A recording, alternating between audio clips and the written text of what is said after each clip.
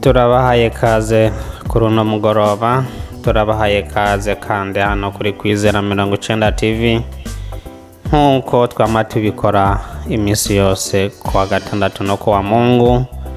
Uno munsi turi hano muri studio kuri Kwizera 90 TV kugira ngo dushobore kubandanya duteramana hamwe mu biganiro bitandukanye cyane cyane mu ijambo ry'Imana.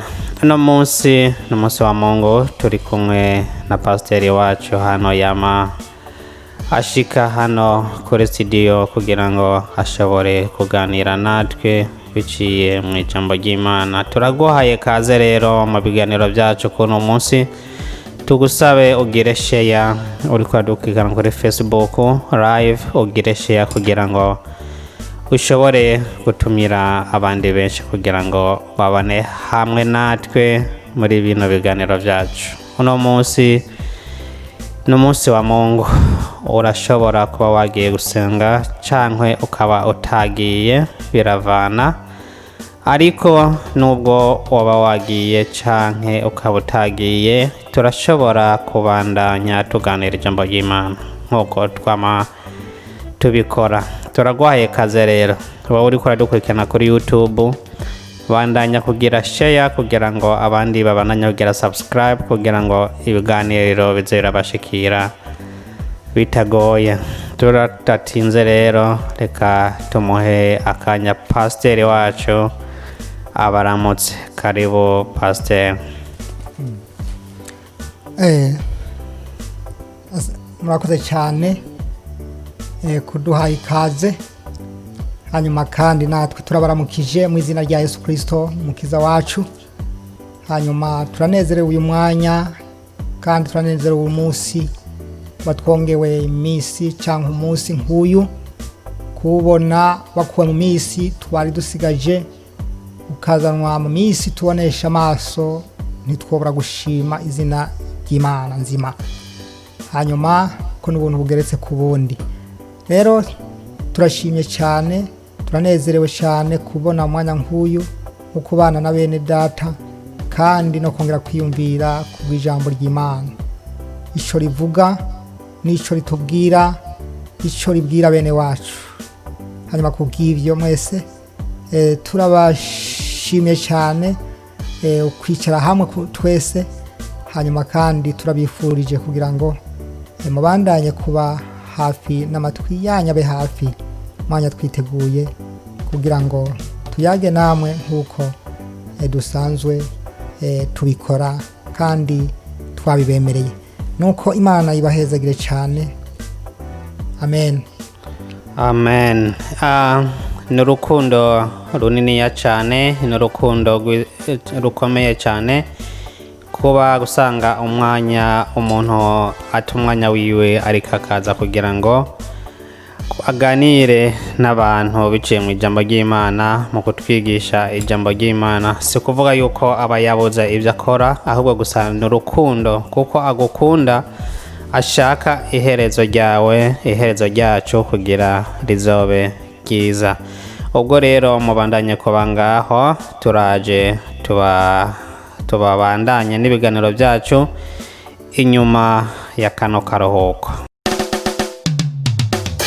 Kwizera 90 TV iragushikiriza ibiganiro bitandukanye, inyigisho z'ugwaruka, kwerekana impano zitandukanye kugira uzisangire n'abandi. Kwizera 90 TV irigisha abana ibintu bitandukanye. Kwizera 90 TV turagushikiriza utugenegene eka n'ijambo ry'Imana ku bwinshi. Kwiragiza ibiganiro vya Kwizera 90 TV mu nshuti n'abagenzi. Kwizera 90 TV, Kwizera 90 TV iraguha n'umwanya kugira ngo utange impanuro kugwaruka tutaravye aho uherereye.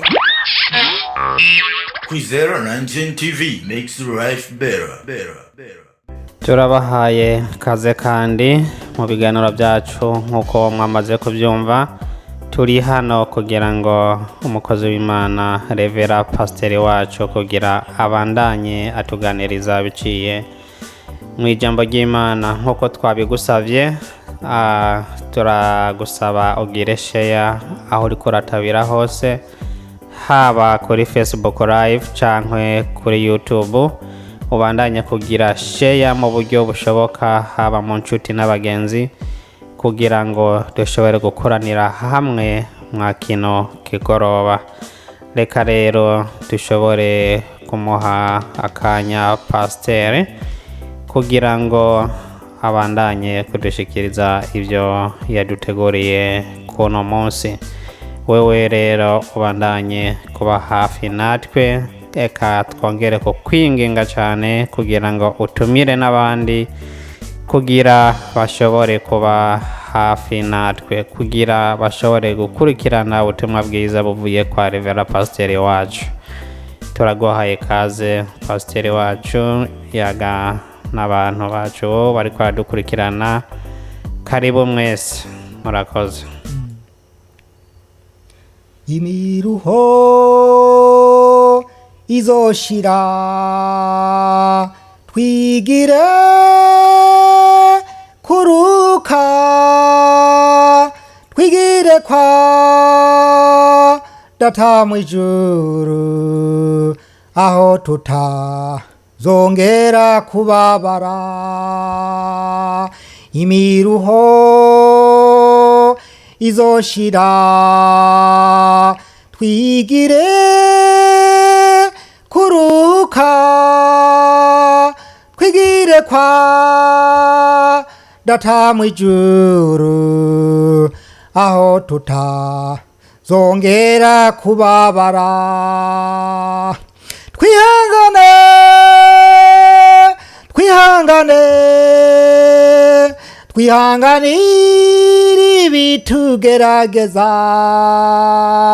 Twihangane, oh twihangane, tuzobona umwami Yesu.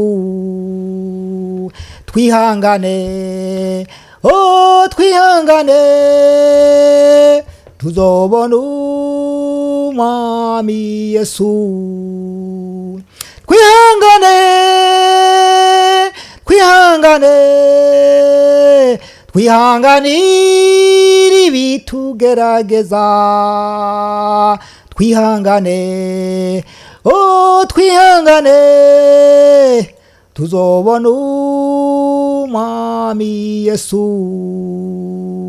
Tuzobona umwami Yesu. Haleluya. Amen. Turabaramukije mu izina rya Yesu Kristo. Amen. Hanyuma kandi nikaze nkuko kubana namwe, hanyuma nuko dusenga Imana. Mana n'ingabo, se umwami wacu Yesu Kristo, turi imbere y'amaso yawe uyu mwanya kanya gatoya urutije. Mana n'ingabo, mu majana menshi y'abanyabyaha, mu majana menshi y'abariho, Mana mu majana menshi y'abagororosi uyu munsi batakiriho, ariko twebwe Mana watugiriye ubuntu kugira ngo sankizi tuzigire, tuzironke, tuzibone. Mana n'ingabo, kandi umwanya nk'uyu wo kuvuga ibyawe byavugwa n'abamarayika, mwami Mana n'ingabo, bikwiye kuvugwa n'abamarayika, mugabo ukavyemera tukabivuga mu izina rya Yesu Kristo. Turakunezerewe cyane uyu mwanya mwami, kuko wawutwongeye ukawukura mu mwanya warusigaye, ukawuzana mu mwanya tubonesha amaso. Ibyo byose ubiharirwe icyubahiro. Hanyuma twongeye kuvuga ngo Mana, manuka kubana natwe, manuka kubana n'ubwoko bwawe, manuka kubana n'abagiye kuba hamwe Mana nacu, mu izina rya Yesu Kristo. Ndakwinginze kugira ngo imbaraga mbi zose zikubitwe hasi mu izina rya Yesu. Mwiza byose bihunge mu izina rya Yesu. Turasabye kugira ngo amaraso yawe akikire hano, mwami Imana yacu. Imbaraga mbi zikuzimu zikubitwe hasi mu izina rya Yesu. Dusabye umuriro w'Imana umanuke aha hantu, hahinduke urusengero rw'Imana, aha hantu hasinduke aha amahoro y'Imana, inzu y'Imana, aho abantu baza kumvira ijambo ryawe, abantu baza kungukira, aho abantu bumvira iby'umugisha, bunguka iby'umugisha mu izina rya Yesu. Umuriro w'Imana uyigize ibitahura byose, maze mwami ubushobozi bwo mu ijuru, amaraso yawe Yesu Kristo aboneke hano hantu ntabe twe ariko izina ryawe rihabwa icubahiro. Urakoze kubana n'ubwoko bwawe, urakoze kubana natwe mwami Imana yacu, uroturanirise amajambo hanyuma gira ikimazi mu mitima y'ubwoko bwawe bwiye kuyumva, kandi kila muntu acagure mwigiwe. Mwami urakoze mwami ku byose mvise kandi kubikoze mu izina rya Yesu Kristo umunyanazareti, amen. Amen. Haleluya. Amen. Turashima Imana yacu yo mu ijuru, se umwami wacu Yesu Kristo. Turashima Yesu umukiza wacu. Ijambo tugiye kwiga kuri uno mugoroba ni ijambo rivuga ngo kwihangana. Turabe ijambo rivuga ngo kwihangana. Dusome Yakobo.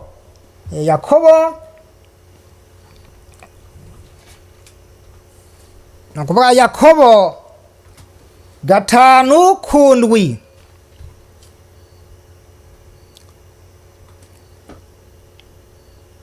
Yakobo 1:12 na 13.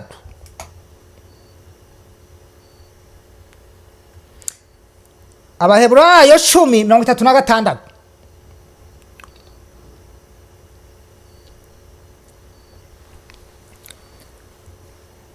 Haleluya. Amen. Mana yacu ihabwa icubahiro. Twashobora gutumbera no kuri Luka 21:19, ariko bihe nibitwemerera turashobora kubivuga ko kuyo mirongo yose, ariko imirongo tugiye kuvuga ko n'uyu murongo wa 5, hanyuma iyi Yakobo 5:7. Imana yacu ihabwa icubahiro. Amen.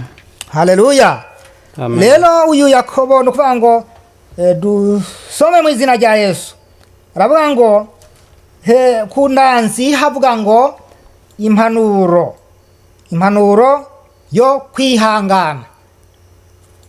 Nukuvuga ngo kwihangana, jambo tugomba kuganira ko ni jambo rivuga ngo kwihangana. Yakobo ahanura abantu ababwira ijambo kwihangana. Dusome mu izina rya Yesu. Nuko bene data mwihangane mushitse aho umwami Yesu azozira. Umurimyi arorera imirima myiza, ayirindira yihanganye gushitsaho izoronkera imvura y'agatasi nirushana. Nuko namwe mwihangane mureme mu mitima, kuko kuza ku mwami kuri hafi. Imana yacu yabwa icubahiro. Amen. Kuza ku mwami kuri hafi. Imana yacu itugirire neza. Turasoma Yakobo nyene 1:12.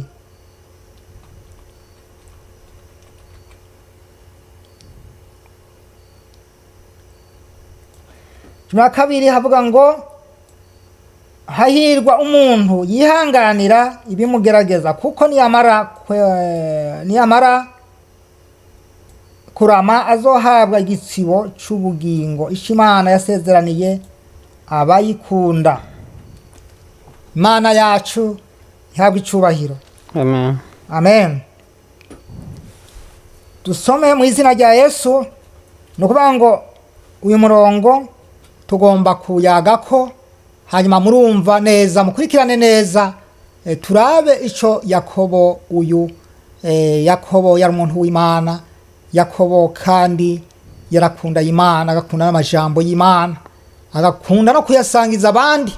Hanyuma nukuvuga nico gituma yagira umwete wo kuba hafi y'abantu kugira ngo bahanuze amajambo, kugira ngo abashe gukomeza abantu. Nukuvuga ngo amajambo yo guhanura nayo ingirakimazi cyane, kuko kuri urya muntu ayahawe nk'impanuro kandi akayafata akanayagumya akanayakorera igikorwa cayo. Imana yacimwe. No kuvuga ngo rero uyu Yakobo rero Yakobo uyu no kuvuga ko yatanguye abahanura bwa mbere mu gice ca mbere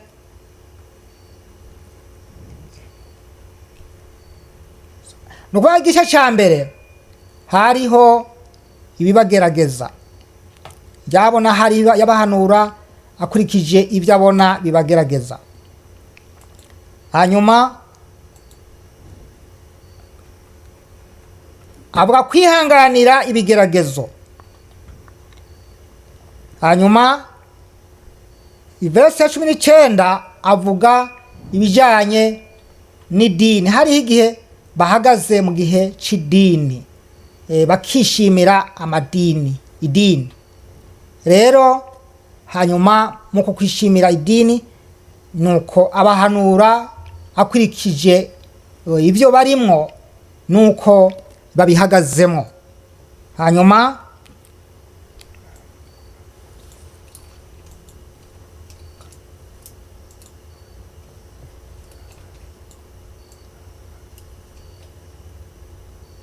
nukuvuga ngo ku gice cya kabiri havuga ngo kurobanura abandi ku butoni. Ijambo kurobanura, hari kurobanura ibyo byose kuri ibyo bice uba uhereye ku gice cya mbere ukaduga hari ibyo. Hano bavuga ngo verse ya 19 kuri gice cya kabiri havuga iby'amadini.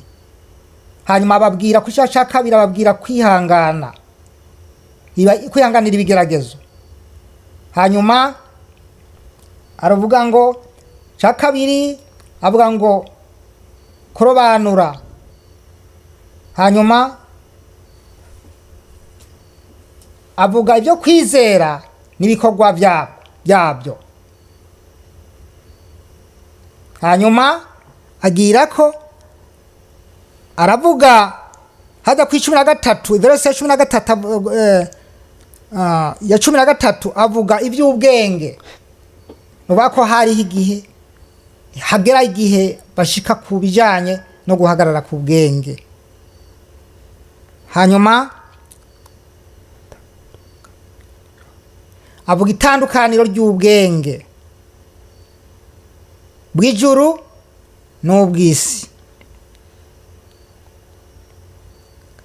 Hanyuma ku gice cya 4 avuga kudacudika n'isi.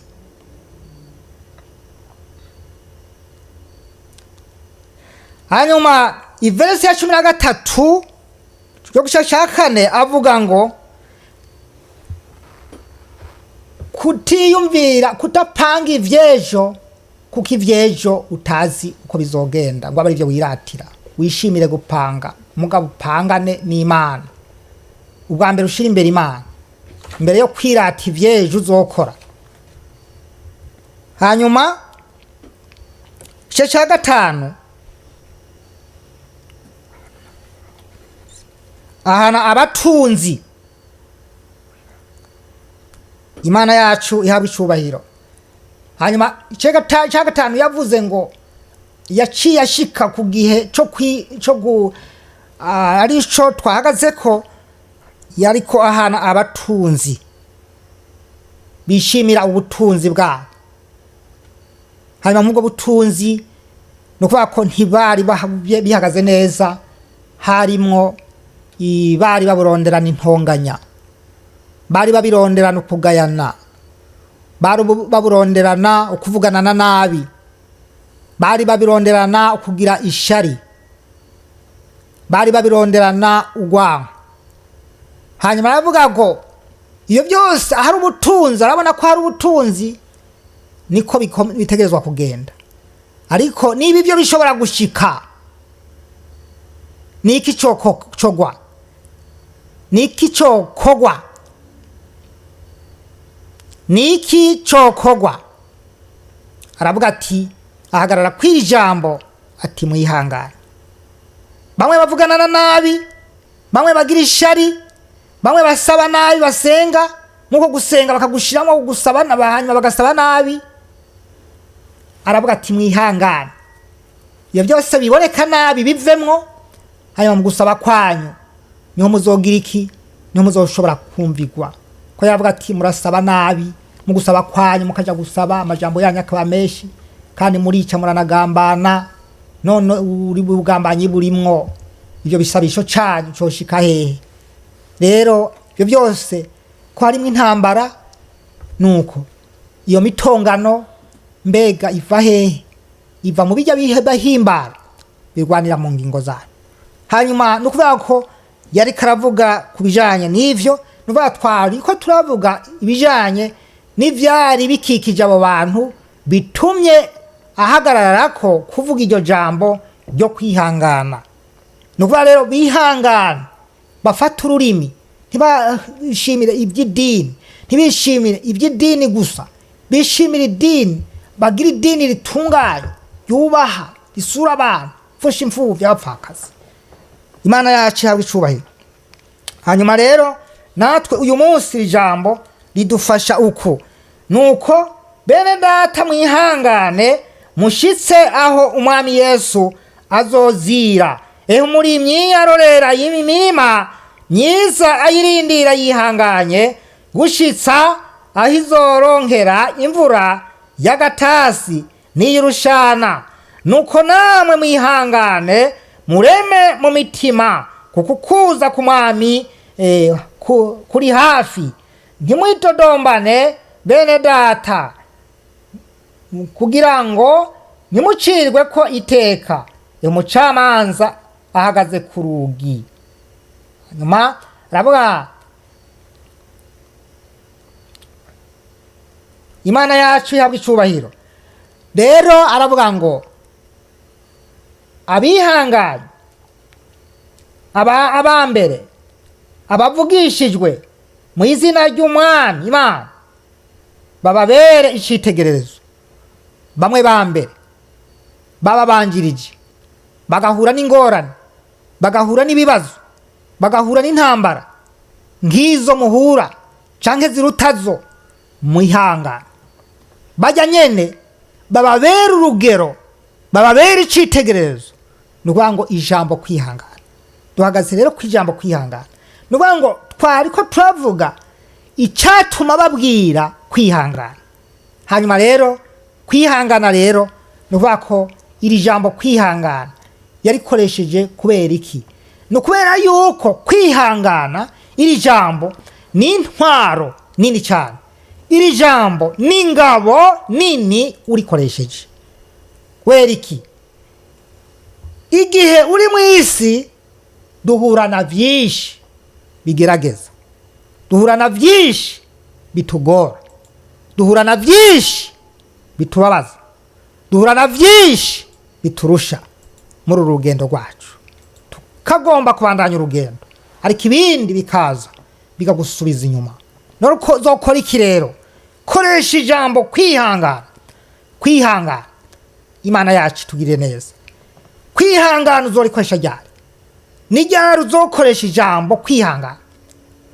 Ni cya gihe haje ibigeragezo, cya gihe ugeramiwe n'indwara ubona utazoshobora gukira, cya gihe ushagirijwe n'intambara ubona utazoshobora guhunga, ubona ko bikunaniye, imbaraga zawe cyangwa inkomezi zawe zinaniwe, cya gihe ubona ko ubukene bukugarije, ukabona yuko udashobora kuramuka, udashobora kwirigwa, udashobora kurara, udashobora no kuramuka. Ukora gute? Ukora gute? Umutima wawe uradendebukirwa ukagera naho ugera kure. Ariko iri jambo ni hajya nyene ritegerezwa gukora. Wihangane, wihangane, umenye ngo kwihangana bigira akamaro kanini ku muntu yihangana.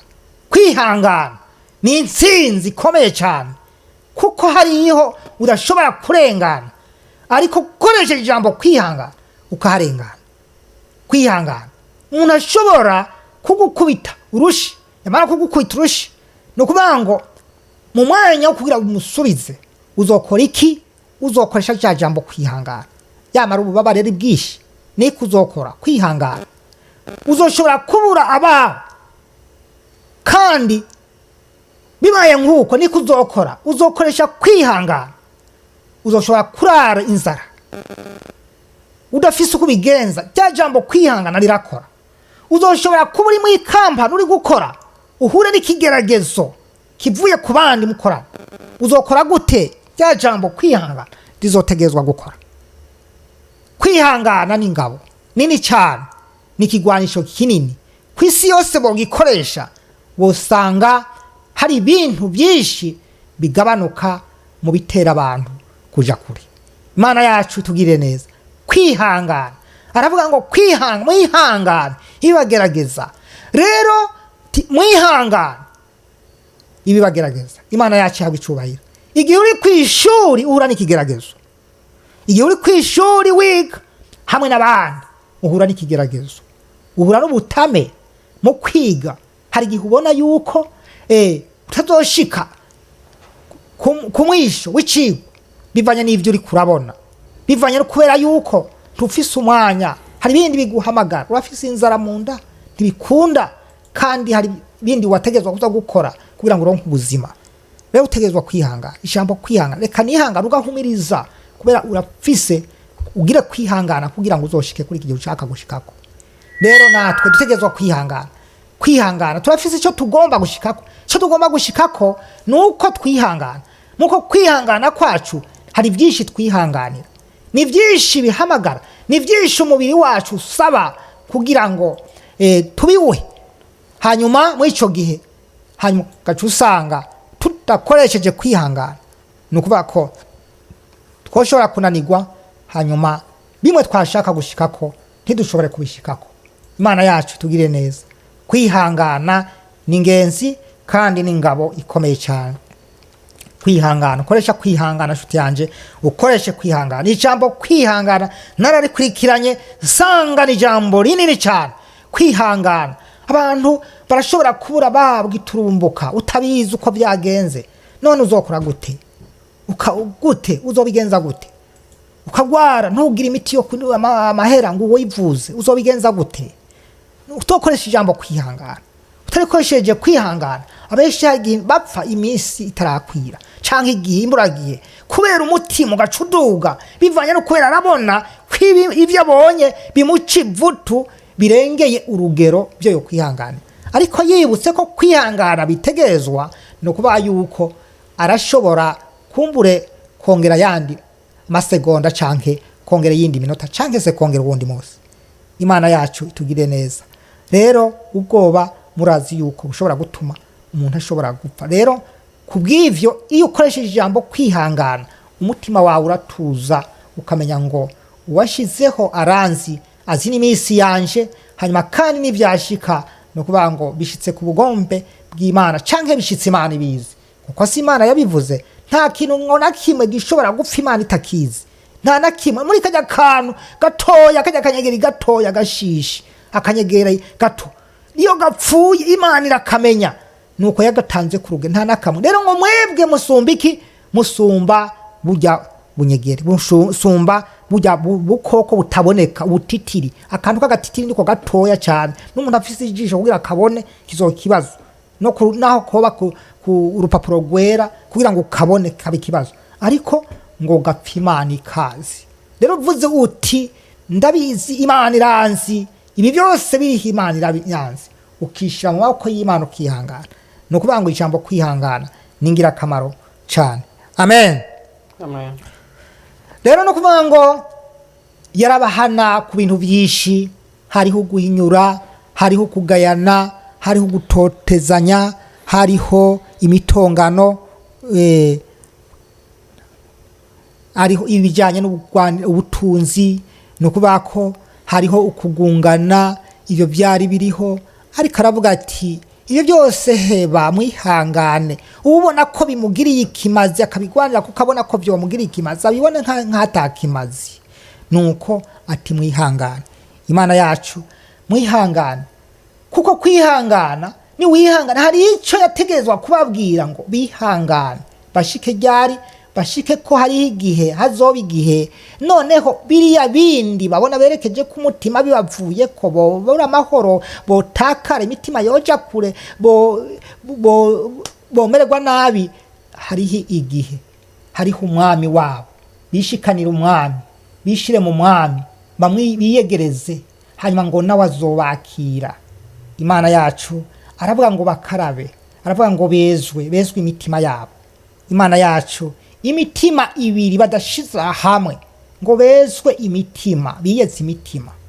Nuko ngo mwabanyavyaha namwe mukarabe murire. Ariko ijambo turiko niri rivuga ngo kwihangana. Hanyuma kwihangana, ingaruka yo kwihangana. Ingaruka yo kwihangana, tugomba kuraba ingaruka yo kwihangana. Ijambo ry'Imana ryatubwira ngo kwihangana. Hajya yaravuze ngo abihanganye, ngo heraba, hajya kuri 11 ngo abihanganye tubita abanyehigwe. Iciza cyo kwihangana, iyo wihanganye amahigwe abagukikije, impera n'imperuka inyuma yawe hari amahigwe. Imana yacu ihabwa icubahiro. Inyuma yo kwihangana, inyuma yo kwihangana, inyuma yo kwikomeza hariho amahigwe. Ngo Eliya yari umuntu nkamwe, ariko igihe kigeze arihangana. Imana yacu ihabwa icubahiro. Amen. Abihanganye tubita abanyehigwe. Mwarumvise ukwihangana kwa Yobu. Eliya arihangana, yari yihanganye. Murazi yuko yarihanganye, arihangana mu gihe kibi, mu gihe rondegwa arihangana. Imana yacu itugire neza. Ariko nyuma yo kwihangana hari ubutabazi kandi hari uburinzi. Imana ishimwe. Nuko nawe ndakwingingira kwihangana kugira ngo ukurikirwe n'ubutabazi, ukurikirwe n'uburinzi bw'Imana. Imana yacu ntabwo icubahiro. Abihanganye ngo bitwa abanyehigwe. Ingaruka yo kwihangana nukuvuga ngo hari inyuma yawe hari amahigwe, inyuma yawe hari ugutabagwa, inyuma yawe hari uguhumurizwa, inyuma yawe hari ukuremeshwa. Imana yacu yaba icubahiro. Tubibona Eliya arihangana amutanga ku rugero. Hanyuma tubibona Ayubu arihangana. Ayubu hanyuma ngo mwarabonye ivyo Imana yaherutse kumugirira nyuma yo kwihangana kwiwe. Murazi ivyo Imana yamugiriye. Satani aramusanga, amaze kumusanga akora ku butunzi bwiwe, akora ku muryango yiwe, akora ku bintu byiwe, amatungo, akora ku mubiri wiwe. Umugore aramubwira ngo ariko ivyo bintu ntivyumvikana, kugira umererwe nk'uko, uvumbagare nk'uko, utibanga,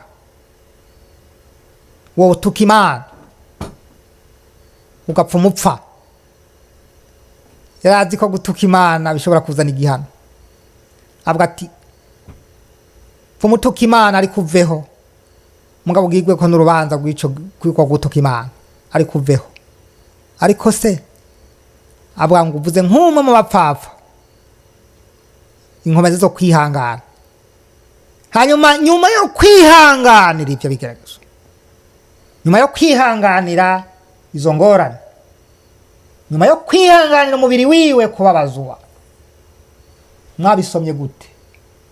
Imana yacu yaba icubahiro. Amen. Usomye Yubu hajya 1:21 uza kubona izo nkuru ziwe. Arihangana. Niki Imana yamukoreye nyuma yo kwihangana?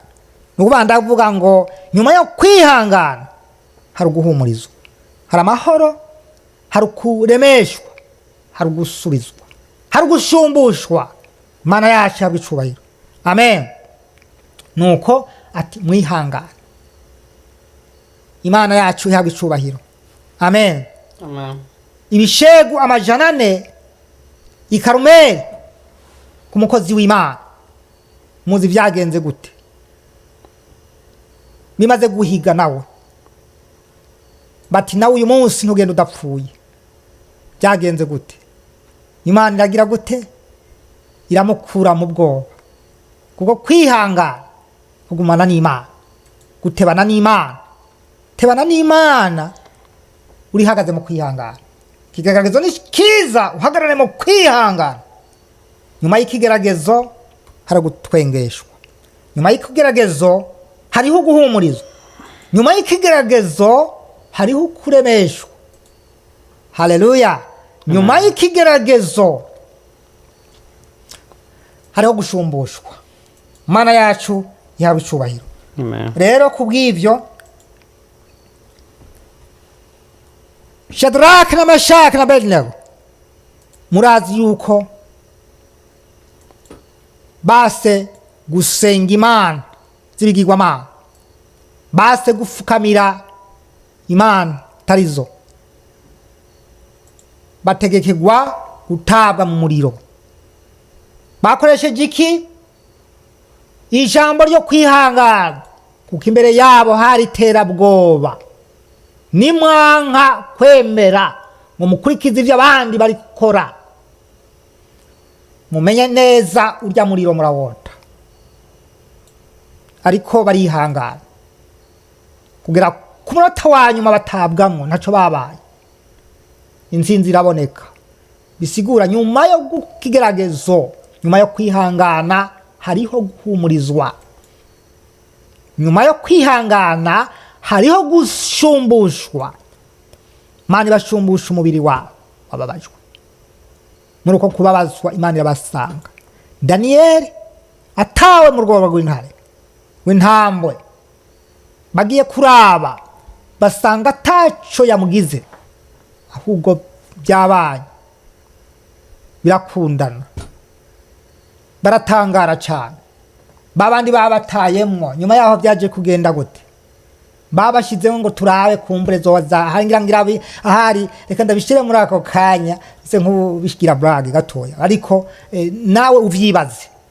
Nuko babashizemwo bagira kumbure hari zoba zararetse kuba zigifise ubukare, reka tubirabe batereramo no hasi ntizabemereye ko bashikayo, ngo zibasamira hejuru, zirabakenjagurira hejuru. Kubera iki? Nyuma yo kwihangana, bijya bitwereka ngo kwihangana nukuvuga ngo bitera umunezero. Nyuma yaho bizana umunezero, bizana gusumbushwa. Imana yacu ihabwa icyubahiro. Amen. Amen.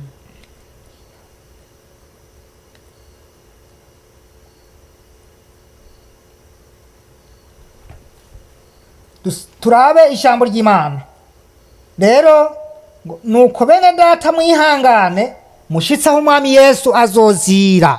Ehe umurimyi arorera imvura, ayirorera yihanganye kugeza igihe izogwa, kugeza igihe imvura izogwa, hanyuma ikameza imyaka. Namwe ari kumwihangana. Haleluya. Amen. Nuko hanyuma 12 rimwe 12 hahigwa umuntu yihanganira ibimugerageza, kuko niyamara kurama azohabwa. Dusubire mu izina rya Yesu Kristo. Hahigwa umuntu yihanganira ibimugerageza, kuko niyamara kurama azohabwa igitsibo cy'ubugingo icy'Imana yasezeranije abayikunda. Hahigwa umuntu yihanganira ibimugerageza, kuko niyamara kurama azohabwa igitsibo cy'ubugingo icy'Imana yasezeranije abayikunda. Abantu bayo bayikunda. Abayikunda nabahe? Bajya bagendana nayo, bajya bihanganira ibigeragezo, ibibahamagara, bijya bitagira ikimazi, bijya byose bituma baba bansi b'Imana, bataba inshuti z'Imana, bakabigenda kure. abo nibo bayikunda. Rero abayikunda nk'abo bakihangana, ntibabibone nk'ubutunzi bwabo, ntibabibone nk'umunezero wabo, ntibabibone nk'iraha ryabo, bakanka iryo raha ryitwa nk'iraha. ni ukuvuga ngo nyuma yo kwihanganira ibyo, nyuma yo kubibona nk'ibidafise ikimazi, nyuma yo kubititura, ni ukuvuga ngo bazohabwa ikamba ry'ubugingo igihe Imana yasezeraniye abayikunda. Ni ukuvuga ngo ikamba Imana yarasezeraniye abayikunda, abantu bayikunda, ni ukuvuga ngo ku munota cyangwa ku mwisho bazohabwa igitsibo cy'ubugingo. Igitsibo cy'ubugingo ni ukuvuga ko ikamba ry'ubugingo, ikamba ryo kunesha, ikamba nuko bazohabwa ikamba. Imana yacu nyabishobahiro. Nuko ngo hahirwa abantu bihangana bagerageza. Ni ukuvuga ngo inyungu yo kwihangana, uzohabwa igitsibo cy'ubugingo. Imana yasezeraniye abantu bayikunda n'abihanganye, bayikunda n'abarekisi, bayikunda n'abadashuditse n'isi, n'abanka isi ibyo ikora, ibyo ibahamagarira bitagira ikimazi. Nuko Imana yacu itugirire neza. Turabe Abaheburayo 10:36 turi kwiri jambo ryo kwihangana. Pawulo yandikira Abaheburayo arababwira, nawe nyene ababwira ijambo ryo kwihangana. Nababwiye ngo ijambo kwihangana ni ijambo rikomeye cyane kandi ry'ingirakamaro. Uzorikoreshe inzira zawe zose, aho uzoba uri hose, uri mu magogo, uri mu mahigo, uzokoreshe ku ijambo kwihangana. Imana yacu kuko ni ngabo, Imana yacu ihabwa icubahiro. Muribuka Yesu igihe yari ku musaraba, nawe yakoresheje ijambo ryo kwihangana. Baramukubita iminyororo, baramugirira nabi, bamucira amate, baramusunaguza, ibyo byose byariho, ariko yakoresheje iki? Ijambo ryo kwihangana. Kubwo koresha ijambo ry'ingabo yo kwihangana biboneka neza, hanyuma n'abantu benshi barababarirwa. Imana yacu ihabwa icubahiro. Abari ku musaraba barababarirwa. Urafise ijisho rihumye rirahumuka kuba amaraso kwihangana. Imana yacu ihabwa icubahiro. Ari mu mubabaro agira kwihangana, uri mu bukene ugira kwihangana, uri mu nzara ugira kwihangana, uri mu totezwa ugira kwihangana, uri mu buhunzi ugira kwihangana. Imana yacu kugirire neza. Hanyuma wihangane, wirinde ibiguhamagara bitagira ikimazi. Nuko abantu benshi bananirwa kwihangana, bitagira ikimazi bikaza, hanyuma byamara kuza bikabakura mu mwanya wabo, nyuma yaho bikabazanira gupfa. Nuko Imana yacu itugirire neza. Hanyuma nukuba hano aravuga ngo 36 kuko mukwiriye kwihangana. Twabuze igice, twabuze Abaheburayo 10:36. Reka twongere tuhabibutse nimba hari bitumvikanye neza. Hanyuma kuko mukwiriye kwihangana kugira ngo nimwamara gukora ibyo Imana igomba mubone guhabwa ibyasezeranijwe, kuko hasigaye igihe gito cyane, kandi ugiraze azoza ntazoteba. 38 ariko umugororotsi wanje azobeshwaho no kwizera kwiwe, naho niyiyonjorora ntazohimbara umutima wanje. Imana yacu itugire neza. Murumvise rya jambo ryo kwihangana ko rifise ikimazi. Murumvise ko jambo kwihangana ko rifise ikimazi. Pawulo yandikira Abaheburayo ababwira ku jambo ryo kwihangana, ngo bihangane. Nuvuga ngo hari ibintu bituma abantu bava mu kwihangana, abantu bava mu kwizera, hanyuma kubw'ivyo batakaza ukwizera, batakaza ukurema. Ariko aravuga ngo mwihangane. Abihanganye bitwa abanyehirwe. Wewe aravuga ngo kuko mukwiriye kwihangana,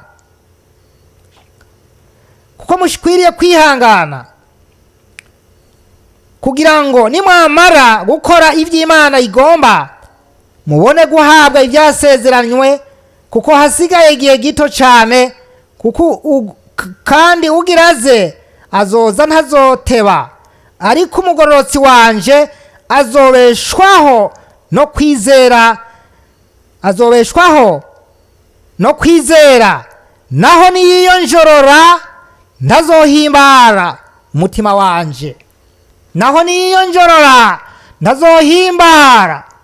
wanje, mukwiye kwihangana, ngo kuko mukwiye kwihangana, mugume mu kwizera, mugume mu kwihangana, murindigwe n'ijambo ry'Imana mu kwihangana, kuko inyuma yo kutihangana nta guhimbara umutima w'Imana. Kandi iyo hatabaye guhimbara umutima w'Imana, ni iki gikurikira? Ni urupfu, ni uguhona, ni igihano. Imana yacu tugirire neza. Haleluya. Amen. Kwihangana, gushikama, tudahagaze mu bwoba. Haruguru havuga ngo ugushikama, haruguru yahavuzeho ngo nugushikama, mbere yuko avuga ngo kwihangana atabwoba. Ubwoba rero burashobora gutuma umuntu ava mu mwanya wiwe bikamuza kwihangana, ariko nimba uhagaze mu gushikama ukirinda ubwoba, ni ukuvuga ngo ijambo kwihangana urikoresheje rirakubera intsinzi mu mwanya wose. Imana itugirire neza. Mu migwi yose ukoreramwo utegerezwa guhura n'ikigeragezo ukihangana, utegerezwa kwihangana. Aho uja hose, haba no mu nzira, utegerezwa kwihangana. Haba ari mu miryango, mu makominoti ukoreramo, utegerezwa kwihangana. Ukoresha iyo jambo kwihangana, hanyuma kugira ngo urindire ujya agiraze, kuko ngo azoza ntazoteba. Ariko akaramukaje agasanga hari ukwiyonjorora, niki kizokoreka, niki gikurikira, niki kiboneka? Umutima w'Imana ntuhimba. Kandi iyo udahimbaye umutima w'Imana, niki gikoreka? Ni igihano, ni ugupfa, ni uguhenebera. Rero Imana ikugirire neza nshuti yanje mukundwa, ugire ijambo kwihangana, kuko arico kintu c'ingenzi. Amen. Amen. Haleluya. Amen. Kwihangana ni kintu c'ingenzi. Luka 21:19. Haleluya.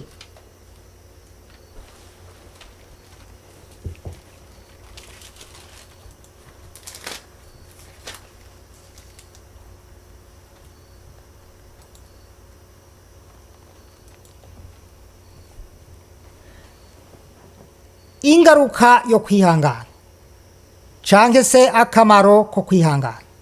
Iyo wagize ukwihangana, igikurikira ukwihangana, iciza gikurikira ukwihangana. Mana yacu ishimwe. Turabe, aravuga ngo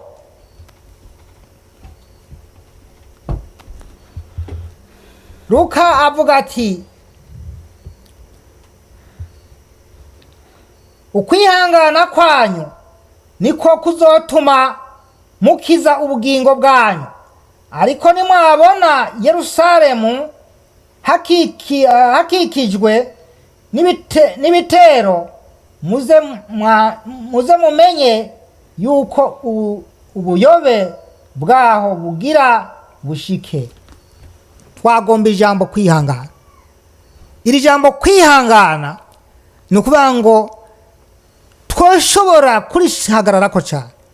Kwihangana, ibitero, twumvisha ijambo ibitero. None ibitero iyo bije, ibitero biza biteye ubwoba. Ibitero bije biza birandura, biza bihonya, biza byirukana, biza bisenyura. Ariko zokoresha kugira gute?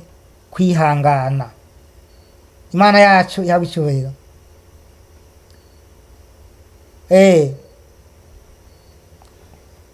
ukwihangana kwanyu niko kuzokiza ubugingo bwanyu. Ukwihangana kwanyu niko kuzokiza ubugingo bwanyu. Uzobandanye gusoma ico yabivugira Luka, uzobandanye gusoma ico yabivugira. Imana yacu ihabwa icubahiro. Hanyuma kandi ndabinginze kugira ngo muze gukunda gusoma. Iyo tubasomeye ijya mirongo tuba twifuza kugira ngo nawe ikumotive canke se igutere inguvu, hanyuma ubashe nawe kugira gute kwegera gukurikirana, hanyuma utangure ku ntango ukurikirane ijambo ico rikubwira, urabico haramo make ushobora gukuramo ukavuga ati nanje ubu y'amajambo ampaye guhagarara mu ruhande uru. Imana yacu yabicubahiro. Ariko twavuga ngo ko twabonye hariya ijambo kwihangana, akamaro ko kwihangana ni ukuvuga ngo uzokiza ubugingo, uzokiza ubugingo. Ngo ukwihangana kwanyu niko kuzotuma mukiza ubugingo bwanyu, ubugingo bwanyu. Ntabwo muzokiza imibiri, ntabwo muzokiza ibintu, ariko muzokiza mwihanganye, muzokiza ubugingo bwanyu. Imana yacu tugira neza. Rero ubugingo ni ngirakamaro. Ubugingo nibwo buzobona Imana. Iyi mibiri yacu nahitinya tukayitinyisha, tukananirwa kwihanganisha, tukananirwa kwihangana, ikaduteza ingorane, bigatuma duteshuka, tukananirwa kwihangana, tugakora ibitari byo. No kuba ko nta kindi kintu ishobora kutumarira, ariko ubugingo nibwo buzobona Imana. Kuko imibiri yacu ni ingando, imibiri yacu ni isago. Hanyuma rero dukwiriye kwihangana kugira ngo tubashe kurinda ubugingo ntibuzoje muri Gehinomu. Ngo abishaka kuvuga ngo nimba hari totezwa, nimba hariho kugirirwa nabi, nimba hariho intambara, nimba hariho ingwara, nimba hariho ibicavutu, koresha ijambo kwihangana. Kuko hano avuze ngo kwihangana kwanyu niko kuzokiza ubugingo. Imana yacu tugire neza. Muri ijya gihe Yesu yari kumwe n'abigishwa, arababwira ati mugire ukwihangana, musenge cyane, kandi mubandanye kugira umwete wo kwikomeza no kwihangana. Ati muzototezwa, ariko hahigwa bihangana bagashitsa kwiherezo. Bagashitsa ryari? Bagashitsa ku mwisho w'amagorwa canke ku mwisho, kwihangana kugeza ku mwisho wiwe wo kurangiza, kugeza ku mwisho wiwe. Urashaka kwihangana, ukihangana mu ntango, wageza mu ntango basi hakagera igihe ukananirwa, no kuvuga ngo aho bamaze gutsindwa. Kuko avuga ngo wihangane mpaka ushitse ku mwisho. Udashikije ku mwisho izoraba bijya bikeya wihanganye, izoraba ujya mwisho wagejeje. Kuko ku mwisho ni wageza ku mwisho ni uzoba warokoye ubugingo. Nuko wihanganye gake, ariko ku mwisho ukananirwa, no kuvuga ngo nta kundi, byose bizohwana nuko ataco byamaze. Rero Imana yacu ihabwa icubahiro. Kwihangana kwanyu niko kuzokiza ubugingo. Hanyuma duhagarare kuri uyu mwanya tuvuge ngo mbega shuti yanje, wihanganye, urihanganye ibikugerageza uravyihanganiye. Urihanganye ibikugerageza uravyihanganiye. Ubyihanganiye gute? Uhagaze gute muri uko kwihangana? Ugiye gukoresha iri jambo kwihangana gute? N'uyuhe mwanzuro ufashe ko tumaze kubona akamaro ko kwihangana? Akamaro ko kwihangana, wihanganya akageza ku mwisho, ubugingo bw'ikibazo bukiza. Imana yacu ihabwa icubahiro. Kandi twabonye yuko wihanganya afise amahigwe, kuko ku munota wa nyuma yo kwihangana hariho gushumbushwa, hariho guhumurizwa, hariho kugirirwa neza, hariho amahoro. Imana yacu ihabwa icubahiro. Natwe tufise amasezerano twahawe n'Imana, twahawe n'Umwana. Igihe yagenda mu ijuru, urazi ko yavuze yuko azogaruka, ariko ngo bakomere mu mitima ntibanyeganyege, nuko azogira gute? Azogaruka. None azogaruka agasanga yihanganye, uwo ni wazogira gute?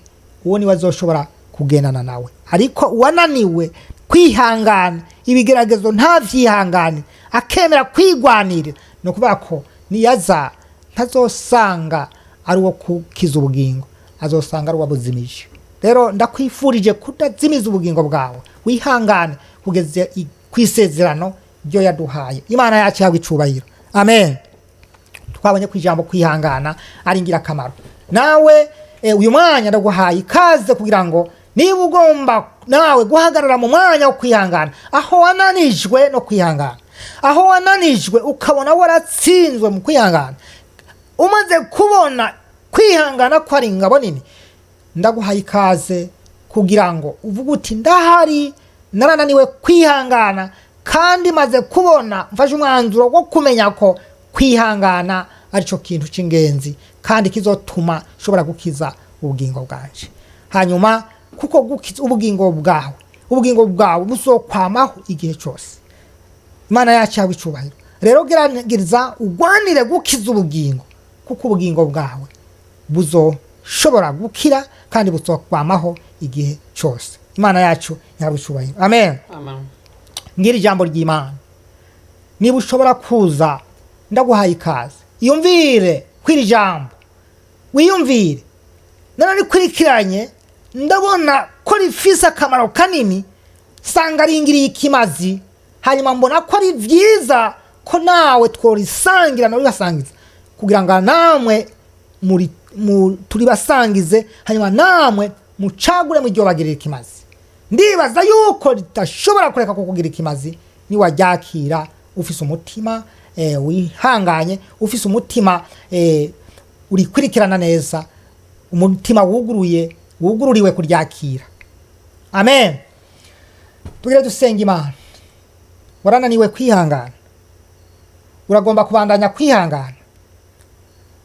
Urabonye inzira yo kubandanya kwihangana, wamenye aho woca kugira wihangana, wamenye akamaro ko kwihangana, wamenye inyungu yo kwihangana, wamaze kumenya ubuhombe burimwo mu kutihangana. Hanyuma kubw'ivyo wapimye rero ku munzani.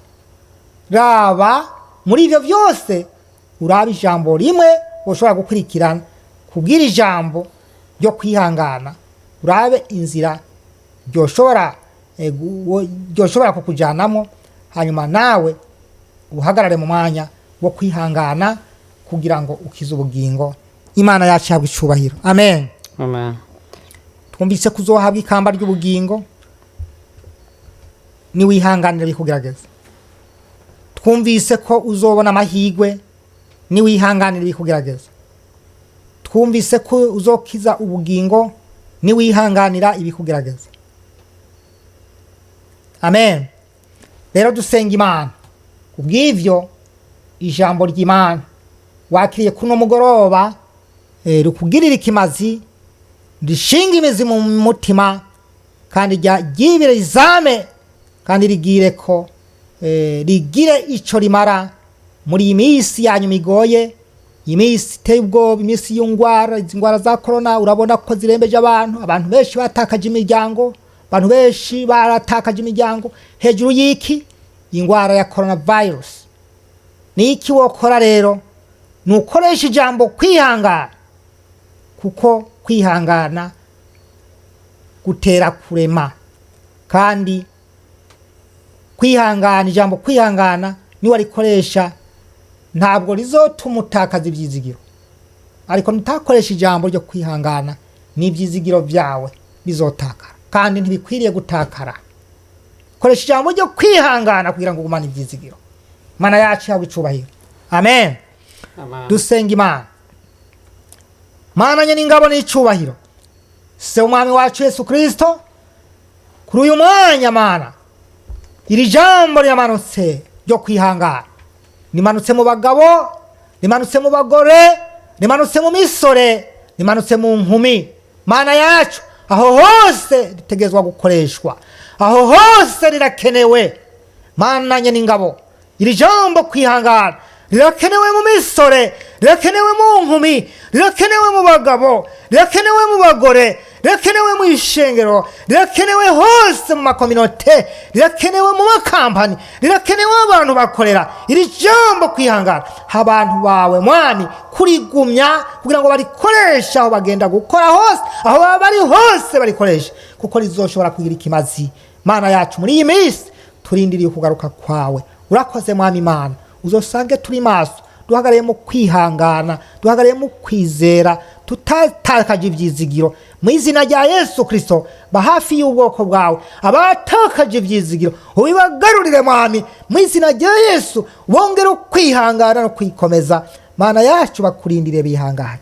Urakoze kuri byose, urakoze kuvyumvise mwami. Mana yacu dusenze tuvuga ngo hariho n'abagwaye b'ingwara ya corona mu izina rya Yesu Kristo. Abo bose mwami mu izina rya Yesu bananiwe kwihangana, abari mu bitaro mu izina rya Yesu, abari mu mihira mu izina rya Yesu, ukuboko kwawe kubasange. Abariko baratwumva mwami bakoresha ijambo kwihangana, bakoresha ijambo kwizera, bakoresha ijambo gukomera, bakoresha ijambo kurema mu izina rya Yesu Kristo. Iyo byose bibatera ibyizigiro, bitume bashobora Mana kuremurukirwa no gukira ingwara kubwo kwizera mu izina rya Yesu Kristo. Urakoze ku byose ubyumvise, kandi ubagabiye kwihangana, kandi ubateye mu kwihangana, kandi ubaronkeje kwihangana mu izina rya Yesu Kristo. Wigishije kwihangana akamaro kavyo mwami. Mana yacu urakoze cyane, urakoze mwami. Twagusabye kugira ngo ubane natwe, twagusabye kugira ngo dufashe mu izina rya Yesu muri kiganiro c'imbere ya bene data, twasohoye imbere ya bene data, kugira ngo mwami Mana yacu tugisangire nabo, kuko natwe twatubatse kugira ngo nabo kibubake mu izina rya Yesu. Ndakwinginze kugira ngo Mana nukubandanye kubana nabo nkuko nawe natwe ubandanya kubana natwe mu izina rya Yesu Kristo. Ibyo mwiza byose byotuma ijambo litagira ikimazi, byotuma ijambo rirapenya mu izina rya Yesu. Turasabye kugira ngo ntibigire ikimazi, ni mu izina rya Yesu Kristo. Ariko amaraso yawe abandanye gukikira ubwoko bwawe, kugira ngo bugumane ukwizigira, bugumane ukwihangana, ntibutakaze ibyizigiro byabo mu izina rya Yesu Kristo. Amen. Amen.